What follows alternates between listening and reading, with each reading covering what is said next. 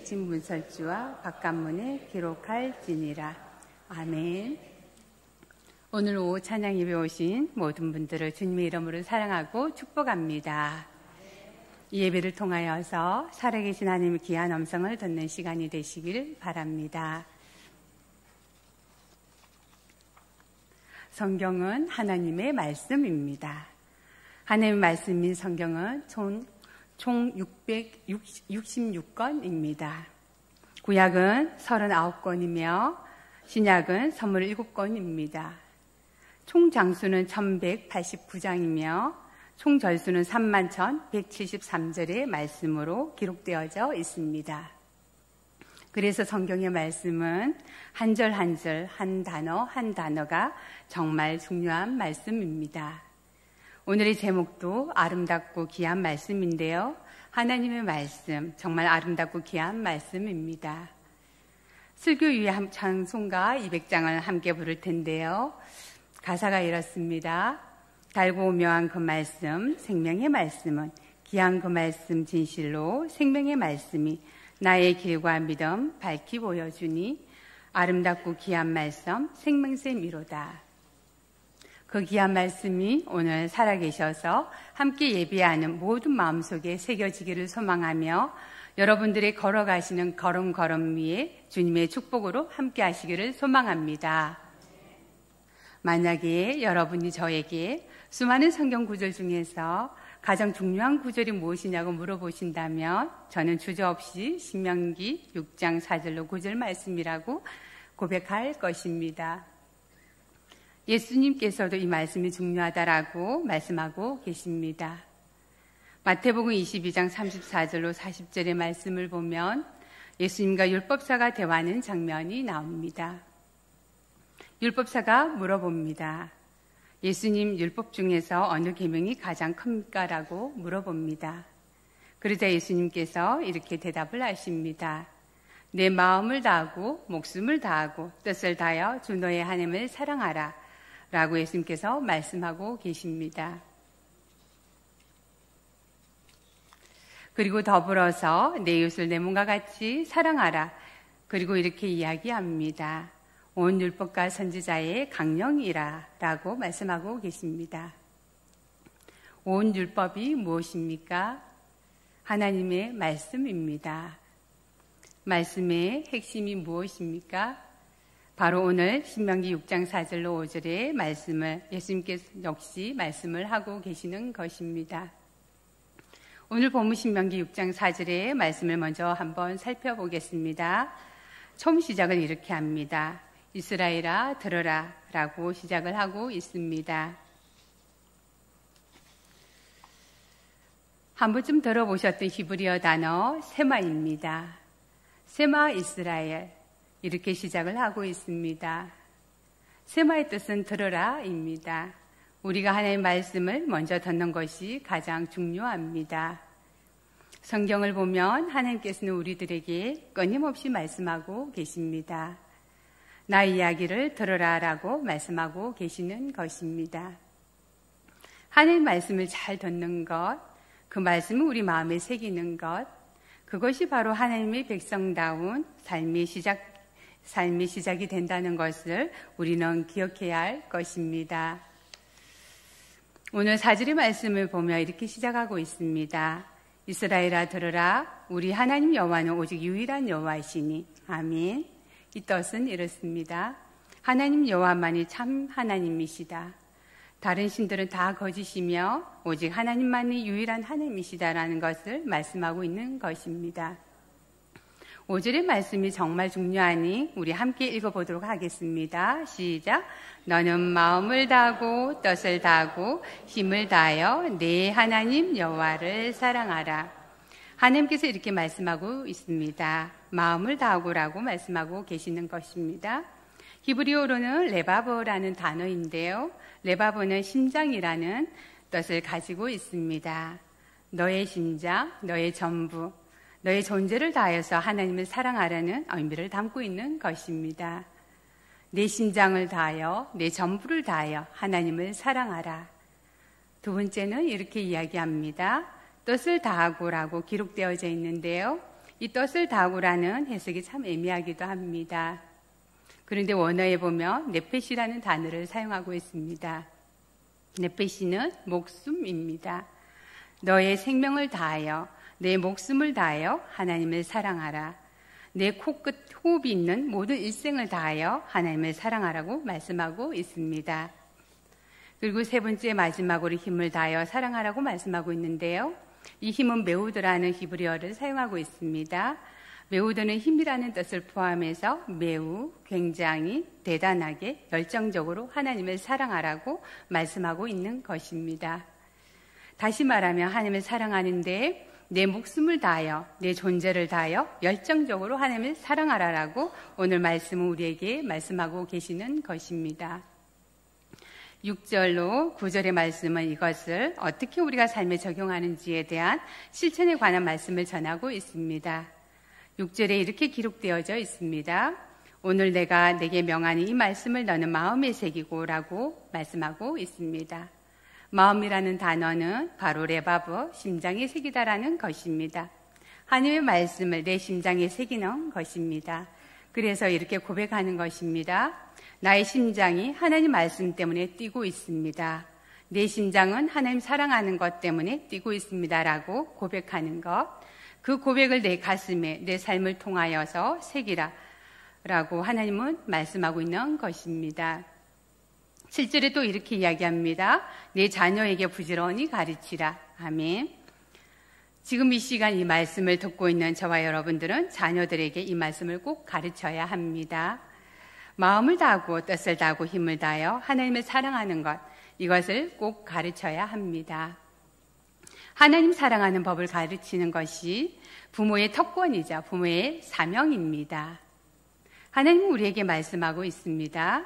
이것을 가르칠 때 손가락으로 가르치는 것이 아니라 내 삶을 통해서 신앙을 보여주고 하나님을 사랑하는 것, 하나님을 예배하는 것, 내 삶의 존재로 그들에게 가르쳐 줄 때 자녀들이 바라보면서 배우게 된다는 것을 하나님은 말씀하고 계십니다. 하나님께서 주신 귀한 자녀들에게 많은 것들을 가르쳐야 하지만 하나님께서는 특별히 하나님 사랑하는 법을 꼭 가르쳐라라고 말씀하고 있는 것입니다. 그래서 지금 이 시간 이 말씀을 듣는 가운데 다짐하셔야 합니다. 내가 내 자녀들에게 이 말씀만은 꼭 가르쳐야겠다. 내 손주들에게 이 말씀을 꼭 가르쳐야 되겠다라고 이 말씀을 가르칠 때 믿음의 부모님들이 되는 것이며 믿음의 가문이 되어질 줄로 믿습니다. 그러며 하나님의 말씀을 우리의 자녀들에게 잘 가르치기 위해서 어떻게 해야 할까요? 먼저 잘 배워야 합니다. 이 말씀이 무엇인지 잘 알아야 합니다. 7절에 또 이렇게 기록을 하고 있습니다. 집에 앉았을 때든지 길을 갈 때든지 누워있을 때든지 일어날 때든지 이 말씀을 강론할 것이며 집에 앉아있거나 길을 가거나 누워있거나 일어날 때나 아침에 식사할 때도 하나님 사랑하는 것, 이 말씀을 기억하라라고 말씀하고 있습니다. 이 말씀을 늘 전하라라고 하나님은 말씀하고 계시는 것입니다. 우리의 의식이 깨어있는 순간에 더불어 우리의 의식이 잠들어 있는 무의식의 순간에서도 우리는 이 말씀을 놓지 않고 하나님 사랑하는 것을 늘 기억해야 할 것입니다. 31,173절 중에서 하나님께서 이렇게 강조한 구절은 없습니다. 하나님께서 이 말씀을 마음에 새기고 또 자녀들에게 가르치고 의식이 있든 없든 간에 하나님의 말씀을 전하고 기억하라라고 하신 적이 없습니다. 작심삼일하는 우리를 너무나 잘 알고 계시고 또 예배가 끝나면 우리의 생각이 바뀌어진다는 것, 또 우리의 시선과 마음이 다른 곳에 간다는 것을 너무나 잘 알고 계시기 때문에 하나님께서 실제적인 팁을 우리에게 계속 전해주고 있습니다. 8절에 또 이렇게 기록하고 있습니다. 너는 또 그것을 내 손목에 매어 기호로 삼으며 내 미간에 붙여 표로 삼고 라고 기록되어져 있습니다. 손목에 말씀을 맵니다. 그리고 미간에 하나님의 말씀을 붙이는 것입니다. 신명기 6장 4절로 9절의 말씀을 종이에 기록된 말씀을 돌돌 말아서 작은 상자에 넣습니다. 그리고 그것을 손목에 메고 또 미간에 붙이라라고 하나님은 말씀하고 있습니다. 더불어 9절에는 그 말씀을 너희 집 문설주와 바깥문에 기록하라라고 말씀하고 있습니다. 문이 어떤 곳입니까? 사람이 들어오고 나가는 곳입니다. 하나님의 말씀이 새겨진 곳을 들어오고 나갈 때마다 그 말씀을 기억하라는 하나님께서 우리에게 주시는 명령입니다. 이스라엘 사람들은 지금도 하나님의 말씀을 손목에 붙이고 미간에 붙입니다. 어린아이부터 어른까지 하나님의 말씀이 기록된 상자를 미간에 붙이고 손목에 메고 있습니다. 왼손에 그 건을 맵니다. 그 상자를 매기 전에 가죽건으로 왼손을 감습니다. 기도의 건이라고 합니다. 기도의 건을 손목부터 시작해서 발목까지 메어옵니다. 그리고 팔꿈치에 말씀 상자를 붙입니다. 하나님의 말씀을 듣고 손을 들었을 때 내 심장 가까이에 말씀 상자가 들어옵니다. 마음판에 말씀을 새기라. 그 마음판에 가까이 하기 위해 그들이 이렇게 말씀을 읽거나 기도할 때 사용되어집니다. 그리고 미간에다가 하나님 말씀을 붙입니다. 그들이 고개를 들 때마다 하나님 말씀 상자가 보입니다. 세상을 바라볼 때 내 시선이 아니라 하나님의 말씀을 기준으로 세상을 바라보기 시작합니다. 하나님의 귀한 말씀이 나를 지켜줄 뿐만 아니라 나의 길을 인도해 주는 것을 보게 되는 것입니다. 그래서 아버지가 아들에게, 서성이 제자들에게 이 말씀 상자를 선물로 줍니다. 이스라엘에서는 이 말씀 상자를 테필린이라고 부릅니다. 하나님의 말씀을 자녀들에게 전하면서 하나님의 말씀의 기준으로 또 말씀을 마음판에 새기고 또 살아가기를 하나님께서는 바라고 계십니다. 또 더불어서 메주자라는 것을 각지 문설주에 붙이고 있습니다. 메주자는 작은 기둥 같은 것인데 그 작은 기둥 안에 하나님의 말씀, 신명기 6장 4절로 9절의 말씀을 넣고 그것을 문설주에 붙입니다. 집 현관문 기둥이 문설주입니다. 위에가 임방이고 또 문설주에다 하나님의 말씀을 붙여 놓습니다. 이스라엘에 가게 되면 집, 가게, 또 학교, 그리고 공항 수많은 곳에 메주자가 붙어있는 것을 바라보게 되어집니다. 다시 말하면 하나님 말씀, 하나님의 말씀을 잊어버리지 않기 위해 그들은 늘 현관문 앞에 지나다니는 곳에 그리고 남을 통해서도 깨닫게 되어지는 것입니다. 아, 하나님의 말씀을 내가 기억해야 되는구나. 하나님의 말씀을 잊지 않아야 되는구나 하면서 생각을 하게 되는 것입니다. 그래서 유대인들은 집 현관문을 나설 때 그 메주자를 한번 만지고 나갑니다. 그리고 짧은 기도를 드립니다. 하나님, 오늘도 마음을 다하고 목숨을 다하고 뜻을 다하여 하나님을 사랑하겠습니다. 하나님, 오늘도 나와 함께 동행하여 주시옵소서. 그리고 집으로 돌아온 후에 그 메주자를 또 만집니다. 하나님, 오늘도 동행하여 주심에 감사드리며 오늘 이 밤에도 함께하여 주시옵소서. 이 말씀을 보면서 신명기 28장 6절의 말씀이 떠올랐습니다. 내가 들어와도 복을 받고 나가도 복을 받을 것이라. 들어와도 복을 받고 나가도 복을 받는데 그 문에 무엇이 있습니까? 바로 하나님의 말씀이 있습니다. 하나님의 말씀 안으로 들어와도 복을 받는 것이고 하나님의 말씀을 통하여 나가도 복을 받게 되는 것입니다. 신명기의 말씀처럼 하나님을 사랑하는 것, 그것이 나뿐만 아니라 내 자녀들에게도 삶의 지표가 되기를 소망합니다. 그러면 오늘 본문의 메시지를 한번 살펴보겠습니다. 신명기는 모세의 유언이자 고별 설교라고 하는 이야기합니다. 모세는 아시다시피 출애굽 지도자였습니다. 이집트 백성들을 이끌고 나와서 40년 동안 광야에서 훈련을 받았습니다. 광야의 지도자가 바로 모세였는데 그 모세가 가나안 땅에는 들어가지 못하게 되어진 것입니다. 40년을 훈련하며 함께 고생하며 걸어왔는데 이제 모세는 그 땅에 들어가지 못하게 되는 것입니다.